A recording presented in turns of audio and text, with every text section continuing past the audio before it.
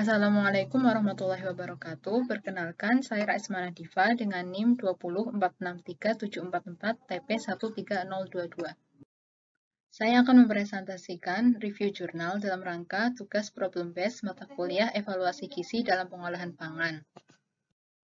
Jurnal yang saya review berjudul Prebiotic Carbohydrate Concentrations of Common Bean and Chickpea Change During Cooking, Cooling, and Reheating oleh Nurosan Siva, Pusparaja Tafarajah, dan Dil Tafarajah.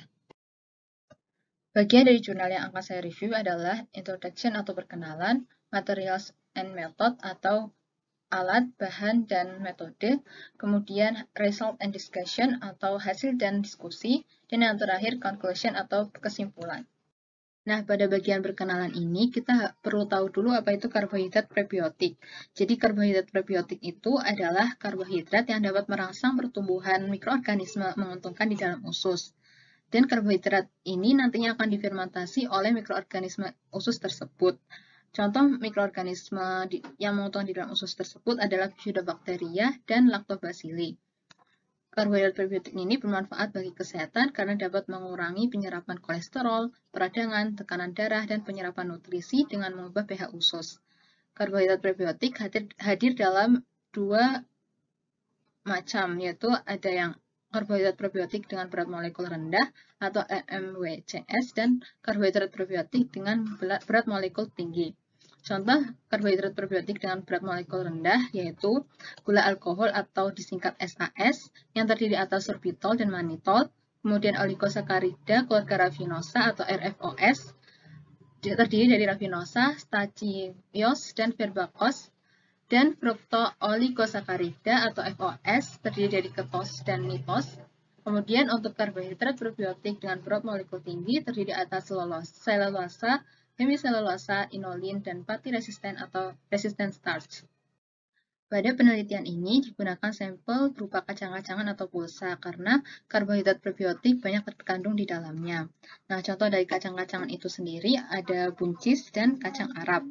Masing-masing mengandung karbohidrat probiotik berupa RFO atau oligosakarida, FOS atau fructo-oligosakarida, dan RS atau resistant starch. Konsentrasi dan manfaat nutrisi karbohidrat prebiotik dalam kacang-kacangan ataupun bahan makanan lainnya dapat mengalami perubahan akibat pemrosesan termal.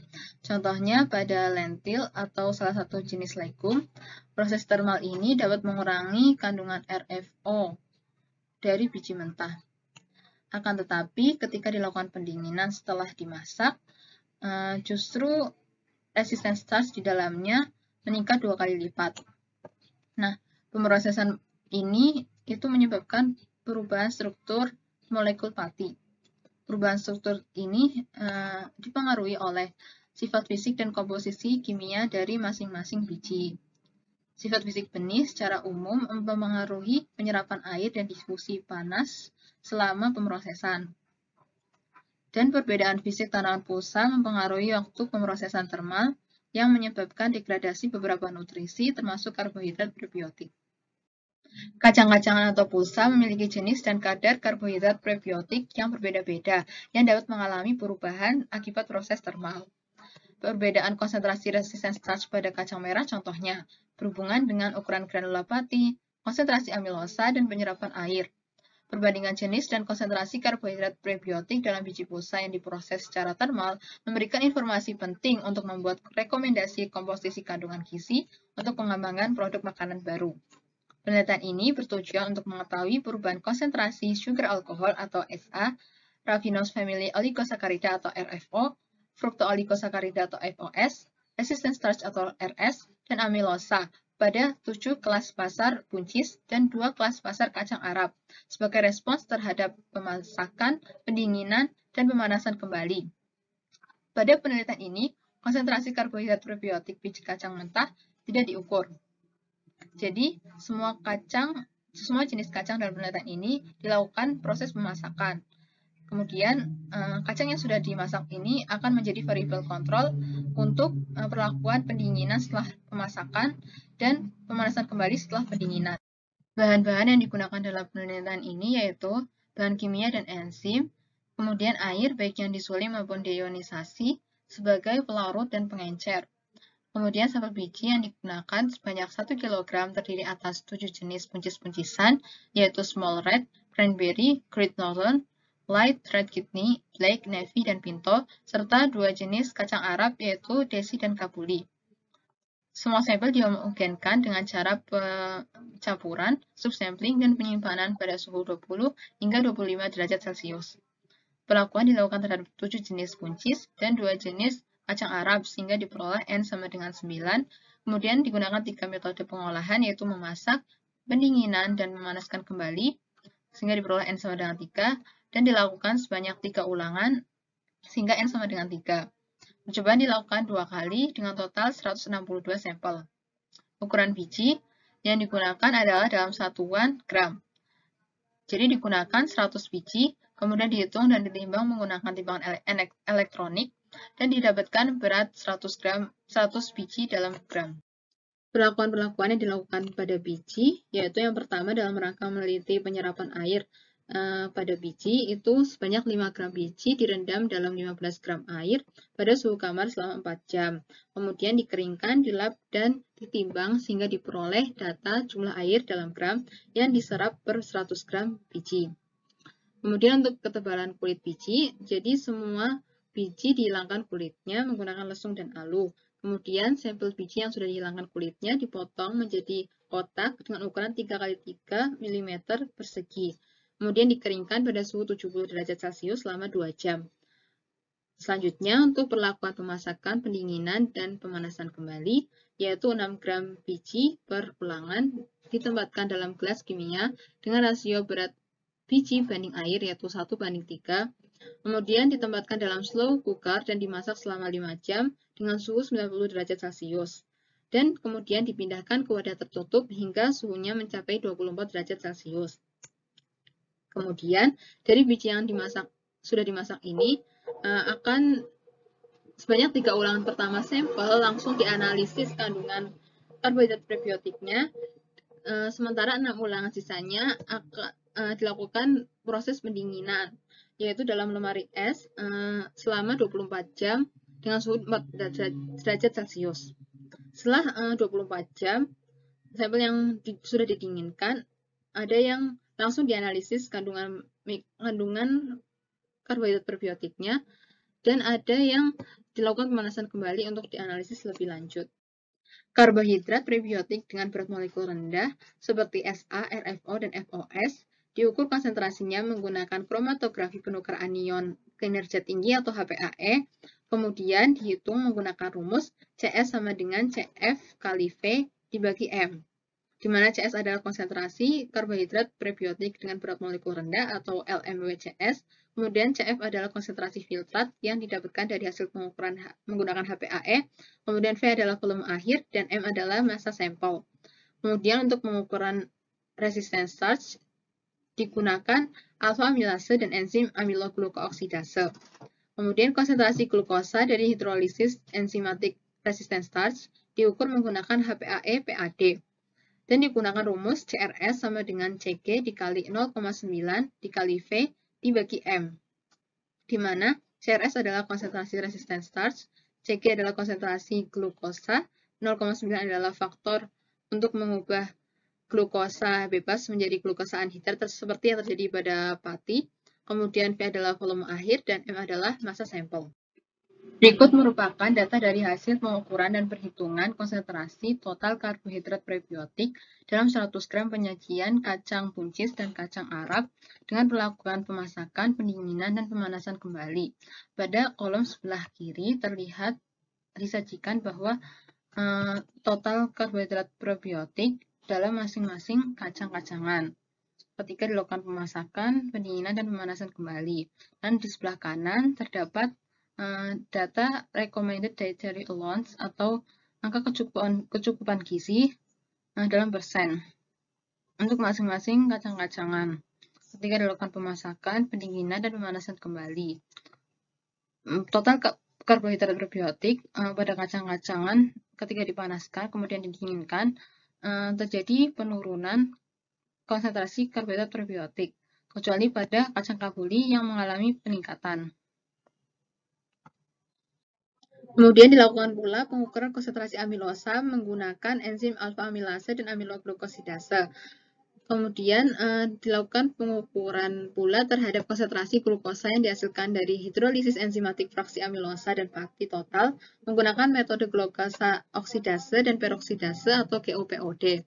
Absorbansi diukur pada 510 nanometer dalam spektrofotometer dan digunakan rumus konsentrasi amilosa dalam persen sama dengan absorbansi konsentrasi A supernatan dibagi absorbansi total aliquot pati dikali 6,15 per 9,2 dikali 100, di mana 6,15 dan 9,2 adalah faktor pengenceran. Kemudian, rumus yang kedua adalah amilosa dalam gram per 100 gram, sama dengan total konsentrasi pati dikurangi amilosa dalam persen per 100. Lalu dilakukan pemindaian mikroskop elektron. Jadi sampel kacang pintol dan kabuli yang baru dimasak, didinginkan dan dipanaskan kembali, disiapkan untuk dilakukan pemindaian pencitraan mikroskop elektron atau SEM. Untuk nantinya akan diamati granula pati dari kedua sampel tersebut. Kemudian untuk analisis statistik, jenis kacang puncis dan kacang Arab, metode pemrosesan, proses, dan ulangan dianggap sebagai faktor acak dan variabel kelas. Dan digunakan analisis varians atau ANOVA dengan prosedur linear umum. Kemudian untuk hasil dan diskusi, kita mereview kembali bahwa kacang-kacangan merupakan sumber protein, vitamin, dan karbohidrat prebiotik yang signifikan atau penting. Di mana contohnya buncis dan kacang Arab menyediakan sekitar 7-13% dari total protein harian, 1-3% karbohidrat, dan 1-2% dari total kebutuhan energi per hari. Kemudian dari studi yang dilakukan diperoleh bahwa 100 gram buncis atau kacang Arab menyediakan 6,8 hingga 9,7 gram karbohidrat prebiotik, yakni sekitar 34 hingga 49% dari asupan aman yang direkomendasikan. Kemudian untuk buncis, memiliki karbohidrat prebiotik seperti SA, RFO, FOS, dan RS dalam sampel yang dimasak sekitar antara 6,8 hingga 8,3 gram per 100 gram. Dari hasil penelitian ini, pada buncis diperoleh bahwa pendinginan tidak mempengaruhi konsentrasi karbohidrat prebiotik, tetapi pemanasan kembali menyebabkan penurunan konsentrasi karbohidrat prebiotik secara signifikan. Jadi, setelah pemanasan kembali, konsentrasi karbohidrat prebiotik menurun pada kacang merah, cranberry, dan kacang hitam, namun meningkat pada kacang pintol. Lalu, kacang Arab memiliki karbohidrat prebiotik berkisar antara 8 hingga 9,7 gram per 100 gram. Pada kacang desi, pemanasan kembali menurunkan konsentrasi karbohidrat prebiotik secara signifikan. Akan tetapi, pada kacang kabuli, total karbohidrat prebiotik secara signifikan lebih tinggi setelah pendinginan dan pemanasan kembali. Peningkatan total konsentrasi karbohidrat prebiotik pada kacang kabuli terjadi selama pendinginan, karena setelah diperbandingkan, tidak ada perbedaan antara sampel yang didinginkan dan yang dipanaskan kembali. Jadi, kacang-kacangan atau pulsa ini memberikan persentase yang cukup signifikan untuk memenuhi kecukupan gizi karbohidrat prebiotik. Nah, contohnya pada kacang matang itu menyediakan sekitar 39% RDA atau Recommended Dietary Allowance dari karbohidrat prebiotik, dan kadarnya sedikit menurun setelah didinginkan menjadi 38%, dan menurun kembali ketika dipanaskan menjadi 36%. Selain itu, contoh lainnya yaitu pada kacang Arab dimasak menyediakan 45% RDA karbohidrat prebiotik dan kadarnya meningkat setelah pendinginan menjadi 49%, kemudian menurun kembali ketika dipanaskan ulang menjadi 47%. Berikut merupakan tabel dari sifat fisik berbagai jenis kacang-kacangan yang digunakan dalam penelitian ini. Pada kelas buncis-buncisan terlihat bahwa jenis kacang hitam memiliki ukuran yang paling kecil, yaitu 18 hingga 20 gram per 100 biji, tetapi memiliki daya serap air tertinggi, yaitu sekitar 69 hingga 88. Untuk cranberry memiliki ukuran yang sedikit lebih kecil dari kacang light red kidney, yaitu 56 hingga 57 gram per 100 biji. dengan daya serap airnya paling rendah yaitu 10 hingga 12.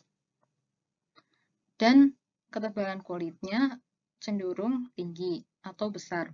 Kemudian untuk kelas kacang Arab, yaitu ukuran biji dari kabuli lebih besar dari kacang desi, tetapi untuk daya serap air dan ketebalan kulit memiliki angka yang lebih kecil daripada kacang desi. Berikut merupakan tabel konsentrasi karbohidrat prebiotik jenis sugar alkohol yang terdiri dari sorbitol dan manitol. Terlihat bahwa pada kontrol, yaitu kacang yang dimasak, terutama jenis kacang buncis, kadar sorbitol itu berkisar antara 0,5 hingga 2,2 mg per 100 gram. Kemudian untuk kadar manitolnya, untuk kacang yang dimasak, melakukan pemasakan, yaitu antara 0,1 hingga 0,42 mg per 100 gram. Kemudian terlihat pula bahwa kandungan atau konsentrasi sorbitol mengalami peningkatan ketika dilakukan pendinginan dan pemanasan kembali untuk setiap jenis kacang secara umum. Namun pada kacang kabuli terjadi penurunan ketika dilakukan pendinginan dan pemanasan kembali untuk kadar sorbitolnya. Kemudian untuk konsentrasi manitol terlihat bahwa terjadi penurunan ketika dilakukan pendinginan dan pemanasan kembali, kecuali pada kacang buncis jenis black bean atau yang jenis hitam, yaitu terjadi penurunan kadar manitol ketika dilakukan pemanasan kembali setelah pendinginan. Kemudian untuk total dari sugar alkohol ini untuk kelas buncis-buncisan memiliki total sugar alkohol antara 0,7 hingga 10,6 mg per 100 gram. Dan untuk kelas kacang Arab berkisar antara 1197 hingga 1709. Berikut ini merupakan tabel dari konsentrasi karbohidrat prebiotik jenis Rafinosa family oligosaccharida atau RFO. Jadi kacang-kacangan yang digunakan dalam penelitian ini dengan melakukan pemasakan, pendinginan, dan pemanasan kembali. RFO itu terdiri dari Rafinosa, Stachybosa, dan Spermacosa. Nah, kadar Rafinosa pada kontrol, yaitu kacang yang dilakukan pemasakan, itu berkisar antara 1 hingga 1,3 gram per 100 gram untuk kelas buncis. Kemudian untuk Stachybosa, konsentrasinya pada kontrol itu sekitar 2,8 hingga 3,8 pada buncis gram per 100 gram. Kemudian untuk Verbacosa, konsentrasinya 47 hingga 128 mg per 100 gram untuk buncis. Pada Rafinosa, konsentrasinya cenderung menurun ataupun tetap ketika dilakukan pendinginan setelah pemasakan. Kemudian, ketika dilakukan pemanasan kembali setelah pendinginan, konsentrasi Rafinosa cenderung menurun, kecuali pada jenis buncis cranberry, Great Northern, dan Pinto yang mengalami peningkatan ketika dilakukan pemanasan kembali setelah pendinginan. Kemudian untuk kelas kacang Arab, kadar Rafinosa cenderung tetap ketika dilakukan pendinginan dan pemanasan kembali. Kemudian untuk konsentrasi Stachybosa mengalami penurunan ketika dilakukan pendinginan setelah pemasakan, kecuali pada jenis buncis Great Northern yang mengalami peningkatan. Kemudian, ketika dilakukan pemanasan kembali, konsentrasi Stachybosa cenderung tetap ataupun menurun. Kemudian, untuk konsentrasi Verbacosa pada pendinginan dan pemanasan kembali cenderung menurun ketika dilakukan pendinginan setelah pemasakan dan cenderung mengalami peningkatan ketika dilakukan pemanasan kembali setelah pendinginan.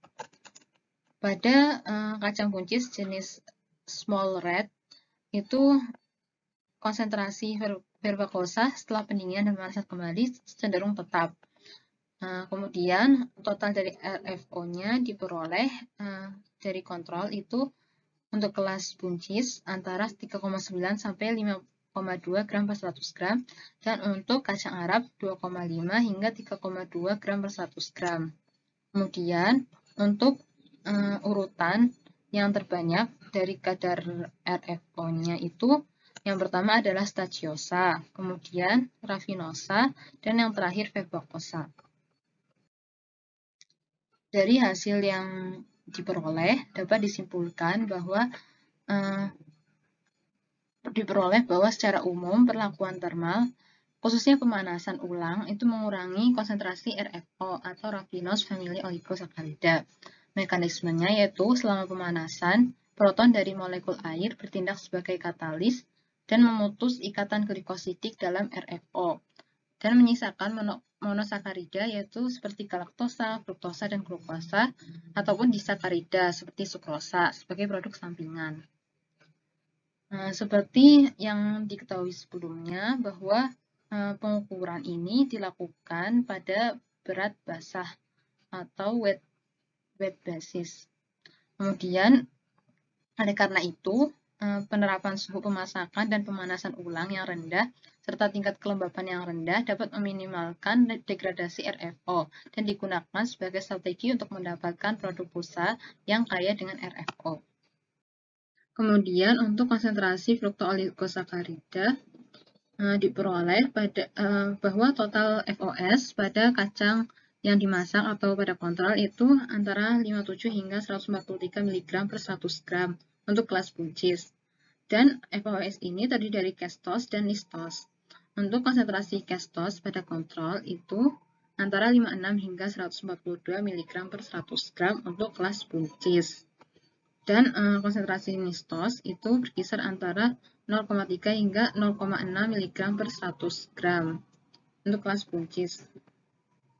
Kemudian pada kestos konsentrasinya cenderung meningkat ketika dilakukan pendinginan setelah pemasakan, kecuali pada kacang buncis jenis small red, kemudian cranberry, light red kidney yang mengalami penurunan ketika dilakukan pendinginan.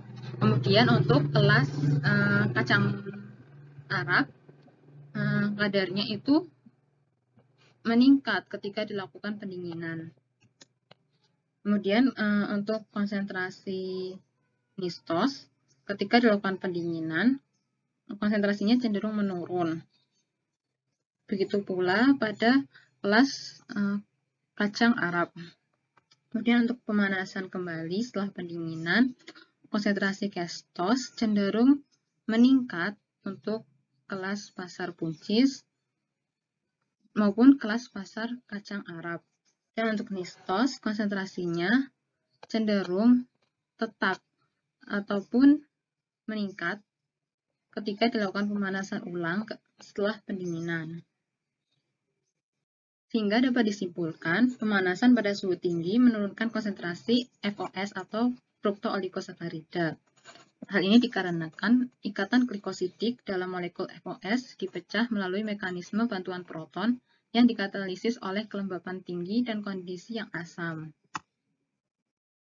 Kemudian, pengamatan atau penelitian terhadap konsentrasi karbohidrat prebiotik dengan berat molekul tinggi seperti resisten starch diperoleh data bahwa konsentrasi resisten starch pada kelas buncis-buncisan berkisar antara 2,6 hingga 3,9 gram per 100 gram.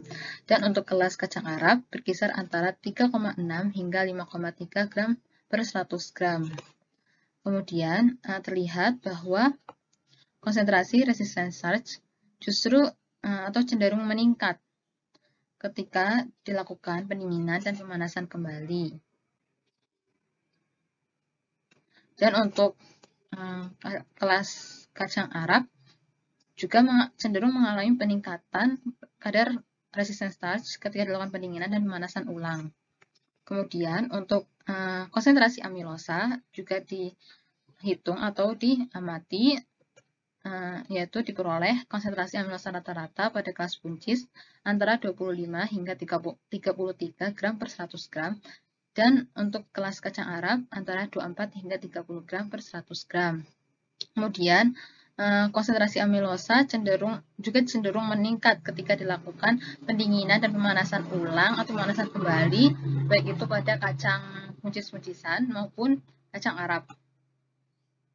Oleh karena itu, diperoleh kesimpulan bahwa perlakuan thermal, yaitu memasak, mendinginkan, dan siklus pemanasan dan pendinginan berulang, telah terbukti meningkatkan konsentrasi resisten starch dalam sereal, umbi-umbian, dan kacang-kacangan sebesar 10% hingga 400%. Kemudian, pada suhu rendah, molekul pati, yaitu amilosa dan amilopektin, menyelaraskan kembali untuk menciptakan lebih banyak daerah kristal, dan oleh karena itu meningkatkan konsentrasi resisten starch. Seperti yang kita ketahui bahwa resisten starch adalah jenis pati yang tidak dapat dicerna oleh usus halus manusia yang sehat. Kemudian, sehingga dengan pemanasan dan pendinginan berulang, daerah kristal terbentuk dan meningkatkan resisten starch. Kemudian, begitu pula dengan konsentrasi amilosa juga mengalami peningkatan ketika dilakukan perlakuan pendinginan dan pemanasan kembali. Berikut merupakan gambar dari struktur granula pati dari kacang pinto dan kacang kapuli. Gambar A merupakan granula pati dari kacang pinto setelah dimasak. Gambar B merupakan granula pati kacang pinto setelah didinginkan. Kemudian gambar C merupakan granula pati kacang pinto setelah dipanaskan kembali setelah didinginkan. Kemudian untuk gambar D merupakan granula pati kacang kapuli setelah dilakukan pemasakan. Gambar E adalah granula pati kacang kapuli setelah dilakukan pendinginan, dan gambar F merupakan granula pati setelah dilakukan pemanasan kembali setelah pendinginan. Terlihat bahwa ukuran dari granula pati untuk kacang kapuli cenderung lebih besar dibandingkan dengan kacang pinto, atau terjadi pembengkakan pada granula pati kacang kapuli. Hal ini menunjukkan bahwa penyerapan air pada kacang kapuli itu lebih besar dibandingkan dengan kacang pinto. Pada pemanasan dengan menggunakan air yang berlebih, akan terjadi proses gelatinisasi atau rusaknya struktur heliks ganda dan pembengkakan dari struktur granula pati yang ditunjukkan dalam gambar di sini. Jadi penelitian yang telah dilakukan dapat diambil kesimpulan bahwa pendinginan dan pemanasan kembali dapat mempengaruhi kadar sugar alkohol, fructooligosaccharides, raffinose family oligosaccharida, resistant starch, dan amilosa di kedua kelas kacang-kacangan atau posa, yaitu buncis dan kacang Arab. Beberapa kelas kacang-kacangan, konsentrasi sugar alkoholnya itu meningkat setelah pendinginan dan pemanasan ulang atau pemanasan kembali. Contohnya pada cranberry, Great North, dan Mictobin. Kemudian, pendinginan dan pemanasan kembali juga dapat menurunkan raffinose family oligosaccharida di sebagian besar kelas kacang-kacangan kecuali Great North, serta dapat meningkatkan fructooligosacharida pada kacang Great North, Black, dan Pinto. Dan peningkatan resisten starch dalam kacang pinto serta peningkatan amilosa di sebagian besar kelas besar kacang, kecuali kacang hitam. Kemudian, pada kelas kacang Arab, pemanasan kembali menurunkan konsentrasi sugar alkohol di desi dan kapuli. Kemudian, meningkatkan konsentrasi fructooligosacharida di desi dan menurunkan RFO di kacang desi dan kapuli, serta peningkatan resisten starch dan amilosa di kacang kapuli. Namun, kehilangan nutrisi dari pendinginan dan pemanasan kembali relatif kecil, sehingga kacang dan buncis yang didinginkan dan dipanaskan kembali juga tetap dapat memberikan tingkat karbohidrat prebiotik yang bermanfaat bagi kesehatan kita. Berikut sumber jurnal yang saya gunakan dalam review kali ini. Sekian presentasi dari saya. Terima kasih atas perhatiannya. Kurang lebihnya mohon maaf. Wassalamualaikum warahmatullahi wabarakatuh.